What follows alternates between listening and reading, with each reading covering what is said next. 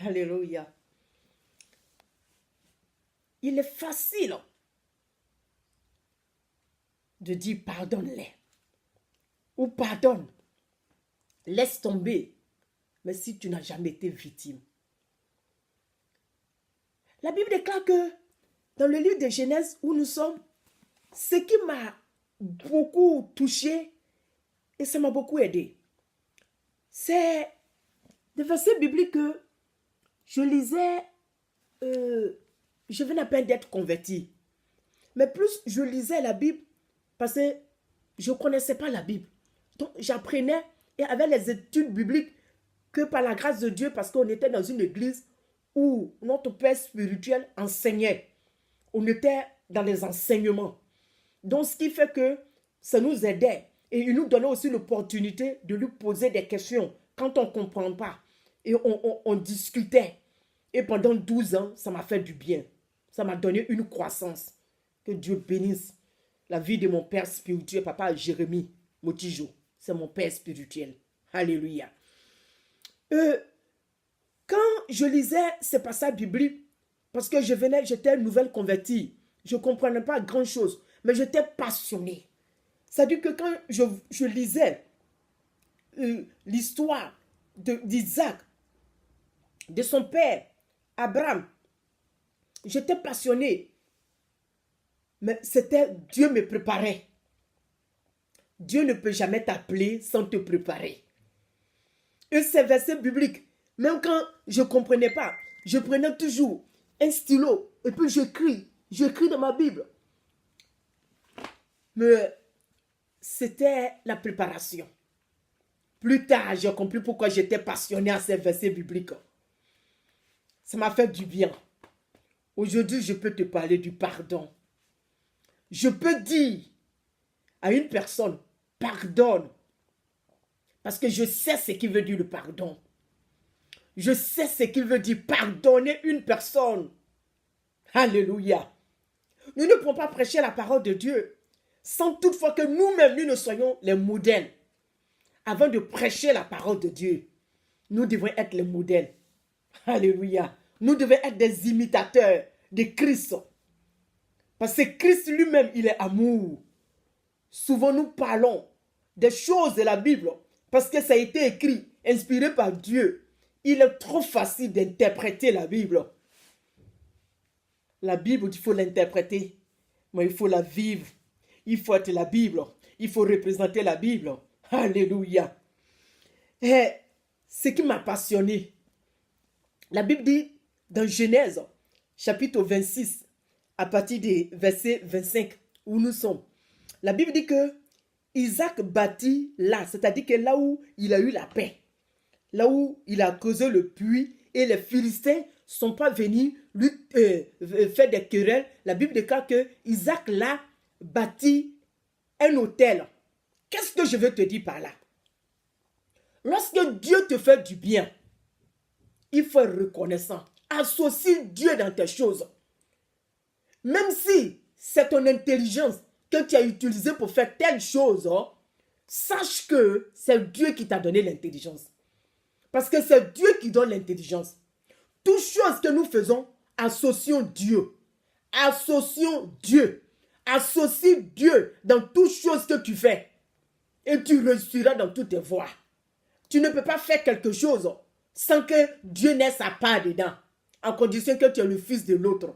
Parce que si tu es son fils, ça c'est normal. Parce qu'on voit des gens qui n'ont pas Dieu. Mais ils sont prospères. On les voit, ils prospèrent. Ils vont de l'avant. Ils prospèrent. Ils sont prospères. Mais ça aussi c'est une autre prédication.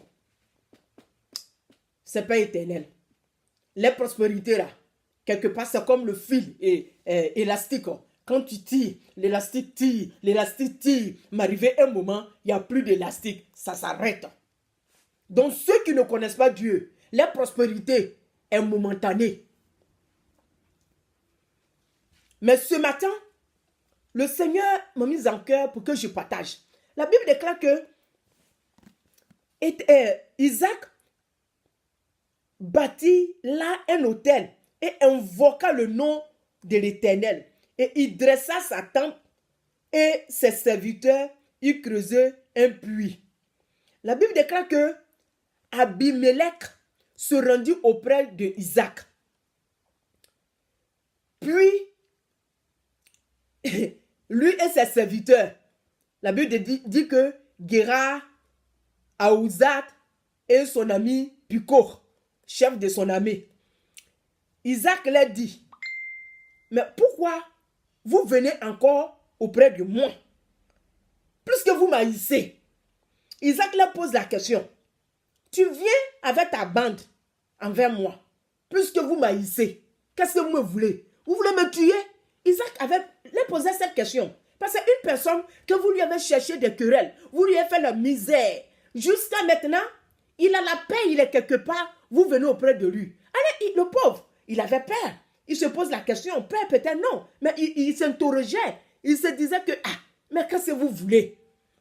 La Bible déclare que, dans le verset 27, Isaac leur dit, pourquoi venez-vous auprès de moi, puisque vous m'haïssez, et vous m'avez renvoyé de chez vous. Et le verset 28 nous dit, il répondit,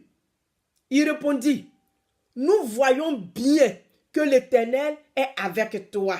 Et ça, c'est les Philistins qui disent à Isaac, on voit que l'Éternel est avec toi. Parce que malgré tout ce qu'ils lui ont fait, malgré la méchanceté qu'ils lui ont fait, malgré tout ce qu'ils ont fait, ils ont vu que tout lui réussit. Alors maintenant, ils viennent ils disent à Isaac, ils disent, on voit que l'Éternel est avec toi.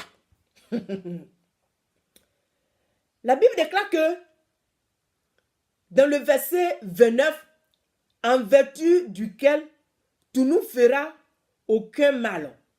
Alléluia. J'ai sauté le verset 28.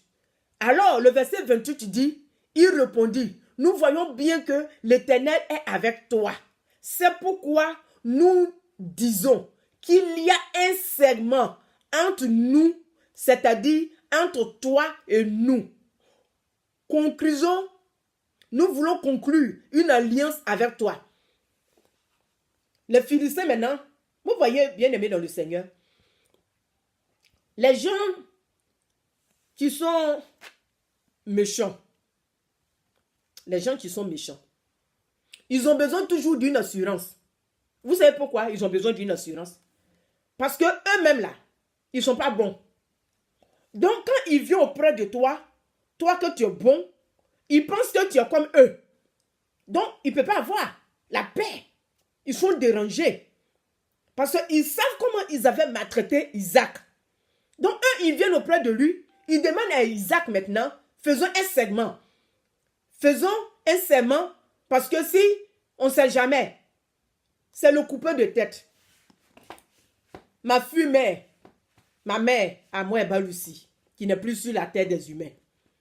Quand j'étais petite, ma mère disait toujours, faites attention de rester auprès d'un feu avec un coupeur de tête. Puisque quand il fait nuit, il fait froid. Donc on a toujours tendance à se mettre à côté d'un feu, comme dans l'ancien temps, surtout en Afrique. Ils sont là pour prendre de la chaleur. Mais ma mère a toujours donné comme proverbe. Elle dit, lorsque tu es à côté d'un feu avec un coupeur de tête, ne t'endors pas. Ma fille m'a dit, lorsque tu es avec un coupeur de tête, elle dit, ferme tes yeux la moitié. Même si le sommeil là te prends une bichette d'allumettes et mets sur ton œil. Parce que le coupeur de tête, on ne sait pas à quel moment, son esprit de couper tête là, c'est comme Judas. Judas avait encore son démon de la cupidité en lui. Donc quand on lui a présenté l'argent, il n'était plus stable. Donc ma mère a toujours dit, elle dit, si tu es avec un coupeur de tête, elle dit, ne ferme pas tes yeux, ne t'endors pas. Hein? Parce qu'on ne sait jamais, il peut te couper la tête. Donc c'est l'histoire des Philistins. Abimelech vient avec sa bande, ses chefs d'armée, il dit à Isaac maintenant, faisons un serment. Parce qu'on ne sait jamais. Conclusion, une alliance. Il veut l'assurance. Ça, c'est le caractère typique des personnes mauvaises. Les personnes mauvaises, des gens mauvais, ont toujours besoin d'une assurance. Parce qu'eux, ils veulent avoir une assurance. Parce qu'ils savent leur cœur, ce qu'ils ont dans le cœur. Alléluia. Alors, La Bible nous dit, dans le verset 29, en vertu de laquelle tu nous feras aucun mal, de même que nous t'avons pas maltraité. Français dit, mon œil. Ah, vous n'avez pas maltraité. Alléluia. Alléluia. Le français dit, mon œil. Vous n'avez pas maltraité. C'est normal que vous dites que vous n'avez pas maltraité. Une personne qui creusait son trou, son puits, vous mettez le sable. Et aujourd'hui, vous venez vous changer de langage pour dire qu'on ne t'a pas maltraité. C'est le caractère typique des enfants de Satan diable. Ils ne reconnaissent jamais le mal. Au lieu de venir auprès d'Isaac pour dire, Isaac, nous te demandons pardon. S'il te plaît, on n'a pas été gentil envers toi. Mais plus les pères diables leur disent de ne jamais demander pardon. Quand tu vois enfant de Satan, elle ne peut jamais, une personne qui est Satan, qui a démon, Lucifer, il n'est même plus Lucifer, parce que Lucifer, mais il était brillant. Satan, enfant de démon, ne se plie jamais devant quelqu'un. Ils ont un problème avec l'humilité. Ils ne peuvent jamais être humbles. Ils sont venus auprès d'Isaac, au lieu de confirmer, dire à Isaac que voilà, on t'a fait du mal, pardonne-nous. Ils viennent, ils mentent en plus. C'est le caractère typique des enfants de Satan diable. Ils sont toujours dans les mensonges. Ils ne sont jamais capables de reconnaître ce qu'ils font. Ils nient vis-à-vis. Isaac a subi, lui et ses serviteurs, ce chapeau. Vous venez qu'on ne t'a jamais fait du mal. Et ils vont dire à Isaac, dans le verset 29 là, partie B, il dit, nous t'avons pas fait du mal et nous ne t'avons pas maltraité et nous t'avons fait seulement du bien et que nous t'avons laissé partir en paix. Toi, maintenant, tu es béni de l'Éternel. Mais il est béni, c'est un enfant béni. Il a la bonté en lui. Un enfant qui a la bonté en soi ne peut jamais être maudit. C'est la Bible. Isaac était bon. Non, il ne peut pas. Mais c'est eux maintenant, ils vont venir lui donner la liste de ce que Dieu a mis dans sa vie. Mais pratique la bonté pour que toi aussi tu sois béni. Parce que la bénédiction n'est pas dans la maison d'une seule personne. La bénédiction est dans la maison de tout un chacun de nous. Mais c'est à cause de ton cœur qui est noir. C'est pour ça que tu n'arrives pas à avoir la vraie bénédiction. Donc Isaac était bon. Donc c'est normal que son père le bénisse. Alléluia. Et la Bible lui dit encore, et que nous t'avons laissé partir en paix, toi, et maintenant tu es béni de l'Éternel. Isaac leur dit, les filles, excusez-moi, Isaac leur fit un festin et il mangea et il but. Alléluia. Puis le verset 31, la Bible dit que puis il s'élève de bon matin et se prêtait serment l'un et l'autre. Isaac les laissa partir et il le quitta en paix. Mon message, c'est quoi? Le cœur d'Isaac. Isaac, pour aller dire non, vous mentez. On ne discute pas avec enfant de démons. Enfant de Satan, diable, on ne discute pas. Parce que lui-même, là, il sait ce qu'il t'a fait. La Bible dit qu'Isaac n'a pas discuté. Ça, c'est le caractère d'une personne sage. Quand tu es sage, tu ne discutes pas avec enfant. Comment tu peux avoir une victoire avec Satan? Lui-même, là, il est diplômé, il a des masters plus dans le mensonge. Il ne peut jamais te donner la victoire. Mais la Bible déclare que Isaac ne discute pas avec eux. Il sert ce serment et il but. Il a fait un festin. Ce que je vais te dire, bien-aimé dans le Seigneur, fais bon accueil à celui qui te maltraite. Fais bon accueil à toute personne qui te font du mal. Parce que c'est à cela que tu seras appelé fils de très haut. Jésus-Christ lui-même, sur la montagne, qu'est-ce qu'il a dit? Il dit, Père, dans le livre de Luc 23, 34, il dit, Père, pardonne-les parce qu'ils ne savent pas ce qu'ils font. Donc je veux te dire toujours, pardonne ton ennemi parce que c'est Jésus-Christ qui t'a appelé. Shalom, soyez bénis dans le nom puissant de Jésus.